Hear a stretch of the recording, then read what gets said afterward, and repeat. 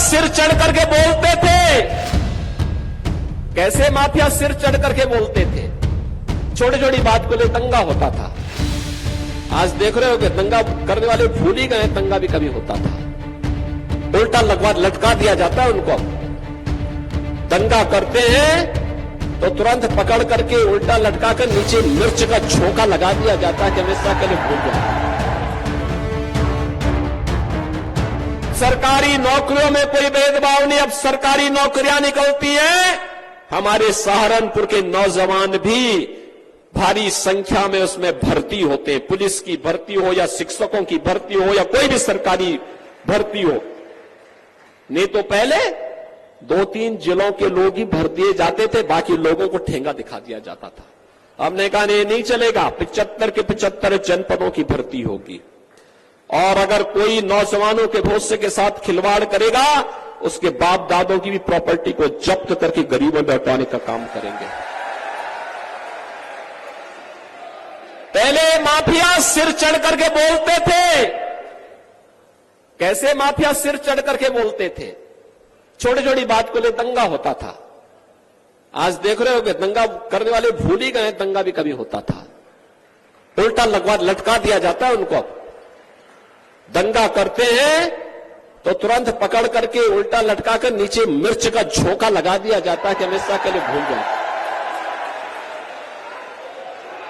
और अगर किसी निर्दोष व्यापारी और बेटी के साथ कोई दुर्व्यवहार करता है तो बहनों और भाइयों, उस समय उसकी क्या दुर्गति की जाती है, ये भी आपने देखा होगा। प्रयागराज का माफिया जबरदस्ती एक पिछड़ी जाति के व्यक्ति की निर्मम हत्या करने के आरोप में किस तरीके का व्यवहार करता था। और बहनों और भाइयों, उसकी प्रॉपर्टी को जब्त करके हमने गरीबों के लिए मकान बना दिए वहां। लोगों ने कहा ये सब क्या कर रहे हैं, तो बहुत बड़ा माफिया है। हमने कहा कितना बड़ा माफिया है तो समय बताएगा, लेकिन फिलहाल गरीबों को मकान बनाऊंगा भी और अपने हाथों से मैं देने के लिए जाऊंगा। और मैं स्वयं गया था वहां देने के लिए। बहनों और भाइयों, यह केंद्र की या राज्य की जो भी सरकार है, इसका एक ही विजन है और वह है जनता जनार्दन की सेवा करना, अपने राज्य को और अपने देश को दुनिया की सबसे बड़ी ताकत बना देना।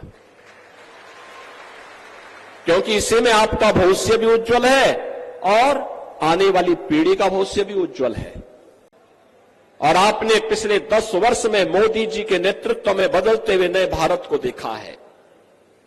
ये नया भारत, दुनिया के अंदर भारत का सम्मान बढ़ा है, सीमाएं सुरक्षित हुई हैं, आतंकवाद नक्सलवाद समाप्त हुआ है, विकास के बड़े बड़े कार्य हो रहे हैं। Highway, railway, metro, university, medical college, engineering संस्थान, ये सभी कार्य हो रहे हैं। और गरीब कल्याणकारी योजनाओं की तो कोई सानी ही नहीं। क्या मोदी जी ने योजनाओं का लाभ देते समय किसी की जाति देखी थी क्या? 80 करोड़ लोगों को पिछले 4 वर्ष में फ्री राशन मिल रहा है। 80 करोड़ लोगों की देश के अंदर भूख का कलंक सदैव के लिए समाप्त हो जाए। जो भूख कांग्रेस ने दी थी देश को, जिस देश के गरीबों को भूखों मरने के लिए कांग्रेस के नेतृत्व ने छोड़ दिया था, कांग्रेस, सपा, बसपा ये सब एक ही थैले के चट्टे बट्टे हैं, कोई अलग नहीं है। ये वोटों के सौदागर हैं। चुनाव के समय दिखेंगे, बाकी संकट के समय सब गायब हो जाएंगे, गायब हो जाएंगे, किसी का अता पता नहीं होता है। और बहनों और भाइयों, यही कहने के लिए आए हैं हम लोग कि इस देश को भूखों मरने के लिए छोड़ दिया था कांग्रेस ने, सपा ने, बसपा ने। देश को 80 करोड़ लोगों को फ्री में राशन मोदी जी के नेतृत्व में मिल रहा है, अगले 5 वर्ष तक निरंतर मिलेगा। कोरोना ने दुनिया उभर नहीं पाई है अभी तक, लेकिन भारत में कोई संकट कोरोना का नहीं। 60 करोड़ गरीबों को देश के अंदर 5 लाख रुपए की स्वास्थ्य बीमा का कवर। कोई गरीब इससे पहले बीमार होता था, लगता था परिवार अब तबाह हो जाएगा, लेकिन बहनों और भाइयों, आज आपके पास एक गारंटी है। अगर कोई दुर्भाग्य से बीमार हुआ तो कह सकता है 5 लाख रुपए की स्वास्थ्य बीमा का कवर मेरे पास है, मैं उपचार कराऊंगा। और अगर उसके पास वह भी नहीं बन पाया है तो मेरे पास तो कोई भी विधायक, ये कीरत सिंह हो या मुकेश चौधरी हो या स्वयं प्रदीप चौधरी हो, ये कोई भी अगर मुझे पत्र लिख देता है या कोई पीड़ित भी पत्र लिख देता है, मेरे बीमार हूं, मेरा आयुष्मान कार्ड नहीं बन पाया, मुझे पैसे की आवश्यकता है, मैं लखनऊ से तुरंत पैसा भेजता हूं उसके खाते में। क्योंकि ये जाति के नाम पर देखने वालों के लिए, वोट बैंक के सौदागरों के लिए वो उसकी जाति हो सकती होगी, लेकिन बहनों और भाइयों, मेरे लिए वो प्रदेश का मतदाता है, प्रदेश का नागरिक है, उसके हितों का संरक्षण करना मेरा दायित्व है और उसको हर प्रकार की सुरक्षा देना, उसकी समृद्धि के लिए कार्य करना मेरा दायित्व है। और हम बिना किसी संकोच के उसको पैसा पहुंचाते हैं। हमने कभी प्रोपेगेंडा नहीं किया, कभी नहीं किया। ये जितने हमारे जनप्रतिनिधि हैं, जो भी मुझे लिखता है, हम उसको तत्काल पैसा भेजते हैं, क्योंकि हमारा नागरिक है, उसका अधिकार है, स्वस्थ जीवन जीने का उसका अधिकार है। और मोदी जी ने आयुष्मान भारत के अंदर देश के 60 करोड़ लोगों को अधिकार दिया। बहनों और भाइयों, भ्रष्टाचार कांग्रेस, सपा, बसपा की रग रग में भरा पड़ा है और मोदी जी ने भ्रष्टाचार मुक्त व्यवस्था देने के लिए जनधन अकाउंट की हर गरीब का खाता खोल दिया। यही परेशानी है इन लोगों को कि मोदी जी ने क्यों खोल दिया, क्योंकि अब तो गरीब का पैसा सीधे उसके अकाउंट में जा रहा है।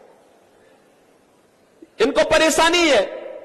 12 करोड़ अन्नदाता किसान को प्रधानमंत्री किसान सम्मान निधि का लाभ मिल गया। अनुमान करिए, 12 करोड़ किसान 6,000 रुपए सालाना प्राप्त कर रहा है। बहनों और भाइयों, 12 करोड़ गरीबों के घर में शौचालय बन गए। 10 करोड़ गरीबों को उज्ज्वला योजना का फ्री में सिलेंडर मिल गया। और हमने कहा मोदी जी फ्री में कनेक्शन दे रहे हैं तो दाल बिना तड़के का ठीक नहीं, उसको हमने कहा कि दीपावली और होली में फ्री में सिलेंडर भी देंगे। हम दे रहे हैं।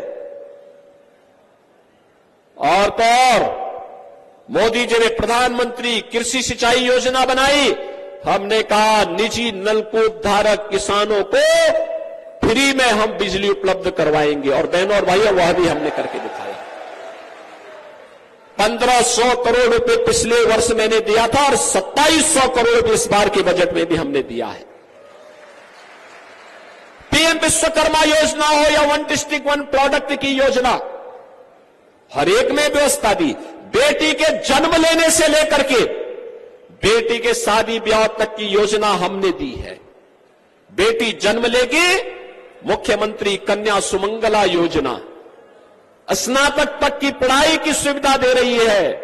और बेटी शादी ब्याह के योग्य होगी, 51,000 रुपए की राशि उस बेटी की शादी के लिए मुख्यमंत्री सामूहिक विवाह योजना के अंतर्गत उस बेटी के लिए यह भी हम लोग उपलब्ध करवा रहे हैं। नौजवान के लिए पीएम स्टैंड अप की योजना है, स्टार्टअप की योजना है, पीएम मुद्रा की योजना है।